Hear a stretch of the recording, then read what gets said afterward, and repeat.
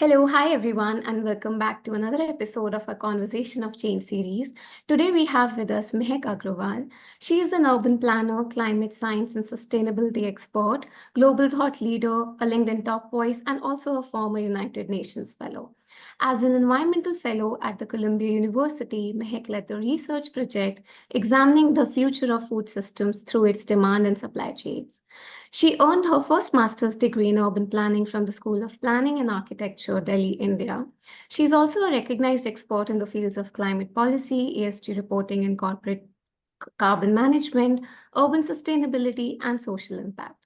Mehak has served twice as an expert reviewer for the United Nations Intergovernmental Panel on Climate Change, authored numerous specific publications, and presented her works globally, including at the United Nations. She is a steering board member of the IDA Committee on Underground Spaces and a TEDx fellow. In her free time, she experiments with her mom to create sustainable art, advocating for climate action and a sustainable future. Welcome, Mehak, and thank you so much for making time for us to speak today. We are excited to learn about your work and your journey. Thank you. Thank you very much, Saloni. It's a pleasure to be here and speak with you today and the rest of Climate Asia team. Much appreciate this. And thank you very much for that kind introduction as well. Great. So let's jump right into this interesting conversation with my first question being about your work and your interest in this field. So Mehak, as someone who's been deeply involved in environmental policy, sustainable development, and urban planning, you also bring a blend of knowledge and insights.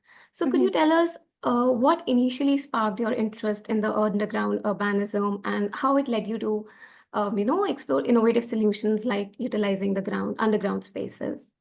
Happy to answer that, Saloni. So I think I gained my first training in urban planning, which has a lot to do with focusing on what happens above ground. Like in India and even abroad, traditionally, the planning subject focuses on how we can manage cities or how we can develop certain parts of cities, especially given that the nature of cities is that, much of the cities are already developed or in the phase of mature development. So a lot of the development focuses on above ground surface management. But when we talk about underground spaces, there is limited focus on using these surfaces, like the subterranean, what we call, as a space for managing the services of the above ground cities. Like, for instance, underground spaces traditionally from an urban planning sectoral focus. It focuses on laying down tunnels, it focuses on laying down water, sewerage, telecommunication pipelines. And now lately we have been seeing that a lot of parking and like certain sections of the shopping malls, they get plugged into the underground spaces. So there's traditionally been a focus of using underground spaces as a service layer.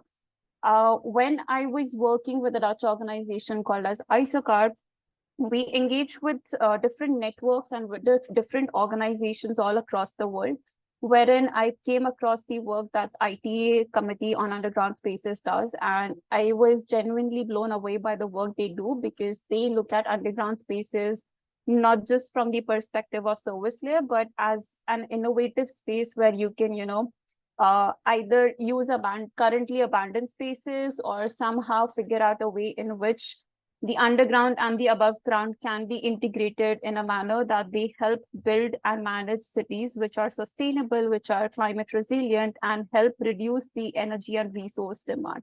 So I would say for me, getting into the underground space domain was a bit like being open to the opportunities, being really cognizant of who is doing what, and engaging with the partners that I was, connecting with for the job that I was working on. So I think it's really got to do with being open to opportunities and being really cognizant of the market developments. No, thank you. Thank you for sharing, Mehak. It's really interesting to know about your journey and how you're exploring these innovative solutions. So just expanding on the previous question, how do you envision using underground spaces to help cities become resilient towards change and tackle environmental issues? Of course. So I think there are two key ways in which we need to look at underground spaces from a sustainability and climate resilient perspective. One underground spaces, like, ignore the bit that we want to create new underground spaces. There are already pre-existing abandoned underground spaces or underutilized underground spaces, which already have like the basic infrastructure or the basic structure, which can be reused or adapted for multi-purpose use, which helps reduce, one, the demand for open space above ground, because above ground there's already a lot of land competition, especially for building facilities for growing food and whatnot. So I would say, one is it sustainably helps reduce the demand for land above ground. Second, the nature of construction or the nature of management underground is such that it helps reduce the energy demand. It helps reduce the resource demand as well. So in most of the underground space projects, we see that if we plug in the same, for instance, like currently we are focusing a lot of work on underground data centers. And if we see that X amount of energy is being used for a data center of same capacity above ground, we see that the same capacity data center, when put underground in an existing facility, in an existing abandoned facility, it helps us reduce the emissions and resource demand by 30 to 40% across its annual life cycle, which is immense if we start looking at the exact numbers. And it also helps reduce the demand of land above ground. So I think one is figuring out which are the facilities, which are the uses of land which can be plugged into the underground spaces, and how they can help us reduce the overall resource demand, which plugs into the climate question that you really want to tone down without compromising the economic and the development priorities that you have at a city and a regional level. And I can just go on and on about various uses of underground urbanism, like underground spaces. But I would say, yes, the two key dimensions is, one, it helps reduce the demand of new land above ground, and second, it helps reduce the overall resource and energy consumption.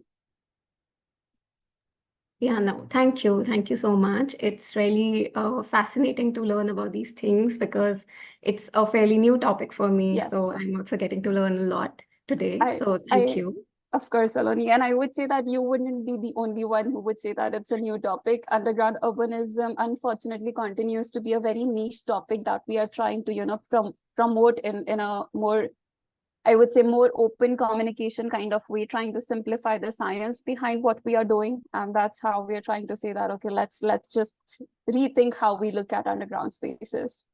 Yeah, so like really great that we are doing this Of today. course.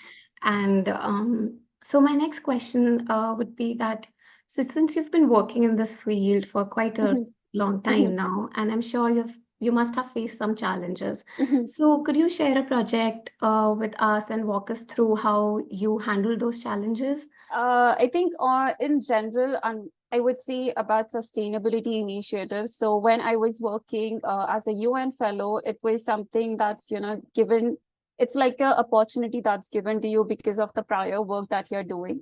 So I was working as a UN fellow on the challenge of sanitation deprivation and open defecation in India. I started originally working on it in 2014 before the Clean India mission or Swachh Bharat mission was launched. And in 2018, I was given the UN fellowship, which allowed me to take on this project in a much more holistic and, very fast-paced manner. So in that 10-month fellowship period, the task that I was working on was to ensure that we come up with policy or design or strategy solutions, which helps ensure that India is effectively being able to eradicate open defecation. I think for me, the biggest challenge at that point of time was, despite a lot of push from the central government towards sanitation solutions, we were still working in a country and in a culture where sanitation, use is still considered as a taboo. Like even a discussion on, say, toilet facilities, it's something that not everybody would be open to talking about, let alone the decision makers. But from 2014 to 2018, a lot changed because at least the decision makers were receptive to hearing you. So that was one big challenge. I felt like that was, because of central policy change that helped us a bit. But the other challenge was, so if you look at the research, like the general way to approach any policy challenge is to first look at what is the research that's already been done, what are the policy efforts that have already been implemented. So if you look into all of that, what was coming out as, concrete challenge was that despite all the millions of dollars or Indian rupees that is being invested towards sanitation, almost 30% of India across urban and rural India was still defecating in the open, despite having X number of toilet facilities accessed. And when I started working on it, for me as well, like as an urban planner, as a policy person, it was like, okay, maybe this is a cultural issue because people don't want to use facilities. They feel more comfortable, defecating in the open, because that's what the policy documents and that's what the research was saying. So even I had that mindset initially. But then I went on to some, slums clusters in Delhi and across different parts of the country, where I started recognizing that the challenge is much more than what the research is saying. Because if you go on ground, you realize that it's not about a cultural choice. It's often a matter of having no choice, because 9 out of 10 people who are affected by open defecation, they would want a facility that they can use. And the challenge was that the research, the policy said that it's a cultural decision, that people are not opting for the toilets that the government is constructing, whereas the affected population said that the facilities are being constructed, but they're not functional. Like either they don't have water all time around, or they are inadequate, like 100 families are using one toilet facilities, or they are like located at such a distance that it's not safe for women or a girl child or even a general like young child and the other senior citizens to get access to those community toilet facilities. And that's what was like the big challenge, that what the problem is on ground, what the problem government is seeing, but then how do you bridge the gap to ensure that what the government is doing is actually effectable, no word as effectable, like what the government is doing is effective, and at the same time helps achieve the targets which the government wants to deliver, without saying that the government is not doing anything. And for me, the way to overcome that challenge was first iterating what can be done, what's possible with the limited resources that I had on hand in terms of monetary or in terms of time resources. And what worked out the best was first collaborating with the private sector, with the nonprofit sector, and then also using digital storytelling to highlight what are the issues on ground, using those digital storytelling tools to highlight and communicate to the decision makers that this is the challenge, we appreciate what you're doing, but this is like one frugal solution that you can do to implement a change that's really effective. And after 8 months of that back and forth of digital storytelling, what really happened was we launched a petition. I'll just close this in like few more seconds. We launched a petition with change.org, and in 3 months of launching that petition, and after 2 iterations of that petition, we garnered over 300,000 in global support for addressing the issue of open defecation in Delhi. And that really resonated because it was also a time period when Delhi was undergoing its election period. So that huge demand meant that the chief minister heard that there is a huge momentum that's coming up for a petition that focuses on open defecation. He listened to us. And after a while, we got a policy change implemented, that the sanitation policy that constantly focused on auditing the number of facilities that get constructed. One minor change, which was, stop auditing only for the number of facilities, but start including the number of functional facilities. That changed the entire narrative and changed the entire way in which facilities get constructed and managed on ground. And we all know how that Delhi government policy and that entire campaigning momentum translated into a national policy change as well in 2019. So yeah, I would say there are challenges in whatever you do, but this was one of the biggest challenges from a policy and impact perspective that we were able to do.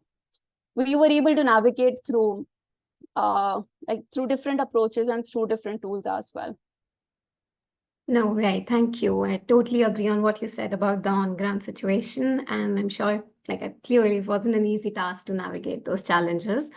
On to my next question. So you currently work with Climate Clock as a global climate campaigns lead, and they have created this remarkable tool which is called the Deadline and the Lifelines Clock. And that vividly counts down to the critical zero emissions target while also tracking the progress on the key solution pathways. Mhm. So, could you share the story behind this and its impact, and also how it's mobilizing action towards the climate goals? Mhm. Of course. So Climate Clock is fairly a new organization. It started off in 2018, 2019, when Greta Thunberg, the great climate activist from Sweden, she reached out to the co-founders of Climate Clock saying that she wants a clock which says that this is the timeline we have left on the global clock to limit our emissions and to limit ourselves from reaching the 1.5 degrees Celsius limit as per the Paris Agreement. So what the co-founders did was they developed this clock which shows the deadline, which is essentially the timeline, what we call as the golden timeline to limit ourselves from reaching that 1.5 degrees Celsius limit in the long run. And below that deadline, it shows a few lifelines, which are nothing but the climate solution pathways. So these lifelines we developed with different partners, which could be research partners, which could be campaign partners, and they focus on different climate solutions. So for instance, currently, some of the lifelines focus on gender parity, on climate action, some focus on fossil fuel divestment. We recently launched a lifeline on regenerative agriculture at UN COP28 conference in Dubai last year. And there are upcoming lifelines as well. And what the clock essentially does is it serves as a scientific tool, it serves as a visual communicative tool, and it also serves as an educational and accountability tool that we provide to different grassroots organizations, that we provide to different youth activists, non-youth activists, campaigners, and whatnot, to simply use the clock to amplify the awareness about what the issue is, what the possible solution pathways are when it comes to climate crisis, and then also use it as a tool for holding people in power accountable. And by people in power, I don't just mean the government authorities, I mean like anybody who has the power to affect change on ground. And whether it's from a business community, whether it's from like a financial institution perspective, these clocks have been used, across the world for different campaigns, different purposes. For instance, I think I would say like recently last year, we did a massive campaign with the King of England and with the Mayor of London, in which there was all across UK, we did a clock launch, which highlighted that this is, the deadline we have, and then these are the solution pathways. So it was tremendous to see that, the King of England's team reach out to us and say that, okay, we saw your projections, climate clock projections from COP26, and we want to partner with you. It was really interesting. So I would say like the clock, in different capacities, it gets deployed for climate advocacy, for campaigning, and for simply imparting the education about what is the challenge and then what are the solution pathways, because we don't just want to focus on the challenges, we want to move towards solutions and really highlight the ways in which we can amplify the impact as well. Yeah, no, thank you for sharing the details on this. It's something great that's happening here. So now that we've discussed the challenges and the successes of your climate projects, your interest also extends to education. So drawing from your experience in both India and the US, we would love to get your perspective on the gaps present in the education system concerning climate change across the globe. So it would be great if you could shed some light on this. Of course. I think for me, it's been really a privilege, to say the least, to, have earned my first master's and bachelor's from India in urban planning, which was a lot of hands-on work with the local communities, with the government professionals. And in all the work that I did, either from an educational perspective or like, converting that education into practice in India, I would say a decade back, climate change was, one consideration in all the work that we were doing from an urban planning or urban sustainability perspective. It was not guiding the entire practice or entire education curriculum. But if you go to US, or I would say even much of now East Asia or Southeast Asia, there's a change in how the education curriculum is being developed and is being taught. And I would say like, even they were kind of following or I would say like, what I learned in India a decade back was something that was also happening in US and Europe. I wouldn't say that, they were far ahead or they were already thinking about it. I think that's just been the change recently, that a lot of people have started rethinking their entire education curriculum around sustainability concerns, around climate concerns.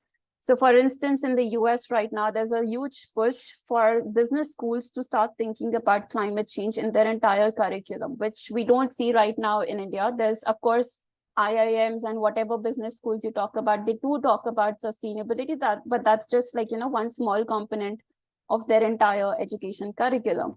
So I think that's just like the way the demand gets shaped in different geographies, that just differs. But like if you talk about specific gaps, I think it's just about like one key gap that I see is in some disciplines in the US you see a lot of focus on hands-on learning, whereas in India a lot of the courses focus a bit more towards theoretical knowledge. I think I'm like a bit biased because in India I worked on urban planning, so it was a bit of theoretical knowledge, but then a lot of hands-on learning. And then in the US I worked and studied in environmental science and policy, and for us in US it was like that particular course was a lot more on theoretical side and then 30% on the practical side. But I would definitely say that the practical bit is something that's like very different in the US and in India. And it also differs across the disciplines you're learning in. Yeah, no, thank you. I'm sure your insights would be helpful for a larger audience also. We are almost towards the end of our podcast. So I would want to ask you that what role do you believe that individuals can play in driving systematic change towards sustainability? And also, how do you encourage others to join this cause? Okay, so I think this is what I try to promote even through, whatever I say beyond my official work, is that if each and every one of us has the power to affect change, like positive change. We often think that, okay, I am just one individual. It doesn't matter what I do when, these governments or these billionaires are pumping whatever into the atmosphere, like my individual effort doesn't count. But it does, like, I would say whether it's your own personal choices, you want to shift, like, switching even from plastics to reusable material, that makes a sense. That makes a lot of sense. We consider that it's very small initiative, but consider if one person starts promoting that in their entire family circle or in their friend circle, imagine the scope of impact that would have. And imagine the scope of impact that would have on the businesses that we keep arguing as they're not doing their bit, because ultimately the consumers are driving the demand. And if the consumers start demanding that they want reusable, recyclable and greener options rather than polluting options, then that definitely has an impact.